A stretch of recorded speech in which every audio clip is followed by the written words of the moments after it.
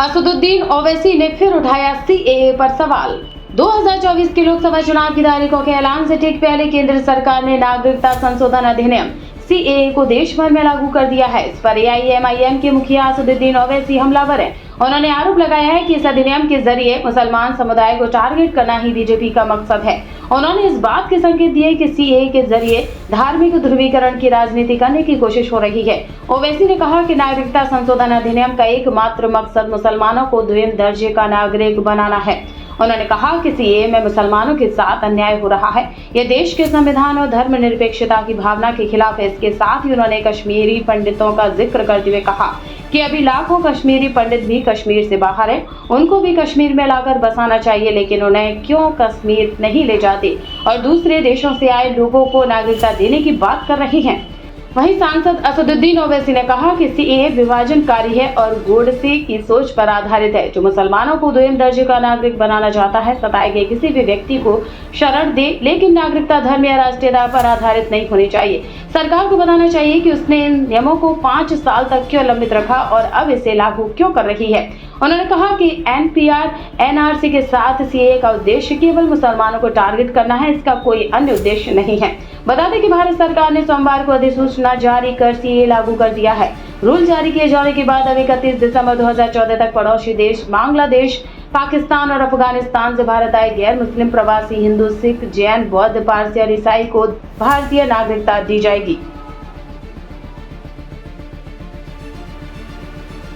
उम्रा और हज के सफर पर चले अल जना टूर एंड ट्रेवल्स के जरिए ह्यूज डिस्काउंट पर, जहां मुनासिब पैकेज में आपको अच्छी से अच्छी सर्विस प्रोवाइड की जाएगी। आपको मिलेगी बेस्ट फ्लाइट, बेस्ट होटल्स, वो भी बिल्कुल मक्का और मदीना के करीब। खाने में रहेगी बुफे सर्विस। तो फिर दिए गए नंबर पर कॉल करें और अभी उम्रा की सीट बुक करें इस नंबर पर। Hello, my self doctor Tanveer Ahmad, founder of TVR health care.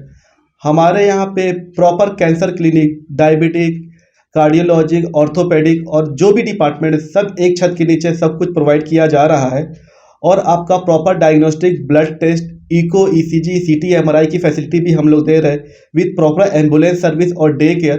तो किसी को कोई भी सर्विस और कोई भी हेल्प लेना हो तो हमारे दिए हुए नंबर पे कांटेक्ट कीजिए। Thank you. CAA को आप सिर्फ CAA से नहीं, CAA को आपको NPR और NRC से जोड़कर देखना जरूरी है।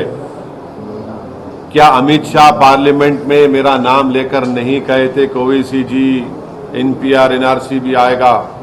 क्या अमित शाह कई टीवी इंटरव्यूज में नहीं कहा था कि NPR NRC आएगा? जब CAB था, बाद में CAA वो एक्ट हो गया, वो जब CAB बिल था, जब उनका ऑन रिकॉर्ड इंटरव्यू है पार्लियामेंट में, उन्होंने कहा है। तो ये सब एक धुआं है और ये कोशिश कर रहे हैं कि असल इनका मकसद क्या है कि देश में NPR हो, NRC हो। अब मिसाल के तौर पर आसाम में जो NRC हुआ, सुप्रीम कोर्ट मॉनिटर्ड, 1600 करोड़ रुपये उस पर खर्चा किए गए, 50,000 गवर्नमेंट एम्प्लॉयज ने काम किया और 19 लाख लोगों को कहा गया कि भारत के शहरी नहीं है, नागरिक नहीं है। अब मैं फिर से कह रहा हूं कि उसमें 10 से 12 लाख हमारे हिंदू भाई बहन के नाम नहीं आए। वहां के मुख्यमंत्री ये कह चुके हैं कि उन 10-12 लाख हिंदू भाइयों बहनों को बगैर डॉक्यूमेंट के CAA के तहत उनको सिटीजनशिप मिल जाएगी। अब जो 1 से 1.5 लाख जिन मुसलमानों के जहां नाम नहीं आए, वो तो एक्ट में नहीं आएंगे, CAA में, उनको तो फॉरेनर्स ट्रिब्यूनल जाना पड़ेगा। ये कौन सा इंसाफ है, बताओ मेरे को आप।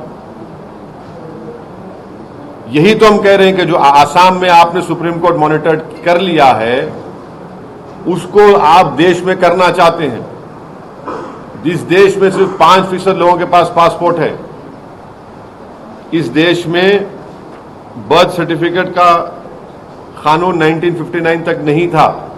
1996 में सरकार ने कहा कि सिर्फ 50% इंडियंस के पास बर्थ सर्टिफिकेट है। ये फ्यूचर में सब तमाशे करना चाहते हैं।